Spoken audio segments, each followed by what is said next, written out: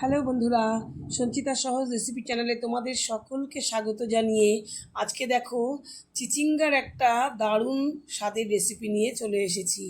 এটা এতটাই টেস্টি হয় বন্ধুরা, রান্না করে যখন ভাত খাওয়া হয় না তখন কিন্তু আর কোনো পদ লাগে না, এই একটা পদ দিয়েই পুরো ভাতটাই তোমাদের খাওয়া হয়ে যাবে।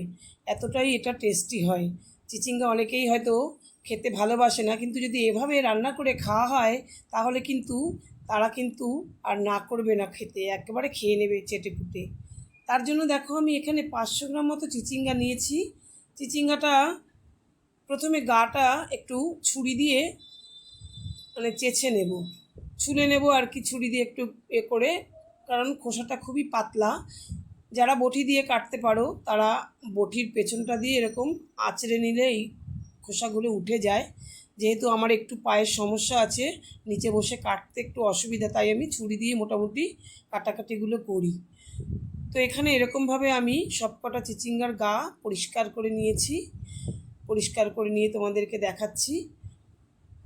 সবকটা আমার পরিষ্কার করা হয়ে গেছে। এবার দেখো মাঝখান দিয়ে চিড়ে নিচ্ছি। চিড়ে নিয়ে দেখছি একদমই কচি। চিচিঙ্গাটা যদি কচি না হয়, ভেতরে যদি বীজটা একটু মোটা মোটা হয়ে যায় তখন বীজগুলো ফেলে দিতে হয়। কচি জন্য আমাকে আর বীজগুলো আলাদা করে ফেলে দিতে হলো না, একদম সরু সরু করে আমি এখানে চিচিঙ্গাগুলো কেটে নিচ্ছি। সব কটা চিচিঙ্গা আমি এরকম ছোট ছোট করে টুকরো করে কেটে নেব। এরকমভাবে দেখো টুকরো করে কেটে নিয়েছি। সব কটা আমার কাটা হয়ে গেছে, এইরকম সরু সরু হয়েছে। এবার আমি চিচিঙ্গাগুলোকে কড়াইতে একটু, গ্যাসের মধ্যে আমি কড়াই বসিয়ে একটু শুকনো অবস্থাতেই, একটু কড়াইতে তেল দেবো না এখনই, একটু নরম করে নেব। একটুখানি খুন্তি দিয়ে নেড়ে চেড়ে একটু নুন দিয়ে দেবো এর মধ্যে, নুন দিয়ে একটু নরম করে নেব। আর আমি এর পরে একটু জল দিয়েছি, এই হাফ কাপ মতন। জলটা আমার ভুল হয়েছে, আগেই দিয়ে দিতে পারলে ভালো হতো, কারণ চিচিঙ্গাটা একটু শক্ত মতন হয় আর এর গা থেকে খুব একটা জল বেরোয় না। তো আমি জলটা একটু আগে দিয়ে দিলে ভালো হতো, তাড়াতাড়ি একটু নরম হয়ে যেত। যাই হোক, একটু নরম হয়ে গেছে। আমি নরম হয়ে ওই জলটুকু শুকিয়ে নেব। হাফ কাপ মতন জল দিয়েছি। জল দিয়ে এটা শুকিয়ে নিয়ে এটাকে আমি ঠান্ডা করতে রেখে দেবো এক পাশে। আর এটাকে আমি ঠান্ডা করে নিয়ে মিক্সিতে একটা আমি বেটে নেব আর কি। আর এখানে কড়াইটা আমার পরিষ্কার করে নিয়েছি। তারপরে দুটো শুকনো লঙ্কা শুকনো অবস্থাতেই আর কি ভেজে নিচ্ছি কড়াইতে, তেল ছাড়া। এরকমভাবে মুচমুচে করে যদি শুকনো লঙ্কাটা ভেজে নেওয়া হয়, এর গন্ধটা না খুব ভালো লাগে, এই বাটা বা কোনো কিছুতে। তো শুকনো লঙ্কা দুটো আমি তুলে রাখছি। তারপরে কড়াইতে সর্ষের তেল আমি দিয়ে দিলাম কিছুটা, তার মধ্যে হাফ চামচ কালো জিরে দিয়েছি। এবার দিয়ে দিলাম 1 চামচ রসুন বাটা, কুড়ে রেখেছিলাম। আর দিয়ে দিলাম কাঁচা লঙ্কাটা ঝালের জন্য দিলাম।